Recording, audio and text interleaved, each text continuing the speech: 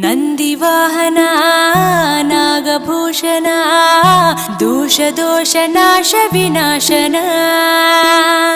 ಸೃಷ್ಟಿಕಾರಣ ನಷ್ಟಹಾರಣ తమోరజో సత్వగుణ విమోచన మాఘమాసమున కృష్ణపక్షమున చతుర్దశి నడి జామురాతిరిన మహాలింగమే ఉద్భవించెనట బ్రహ్మ విష్ణువుల అహం అనిగెనట సృష్టికి మూలం నీవని తెలిసి సాగిలబడి నీ మహిమకు మొక్కే అదే మహాశివరాత్రి వెలిసినట అరే ఓ జంగమా విభూది లింగమా పక్కన పార్వతమ్మ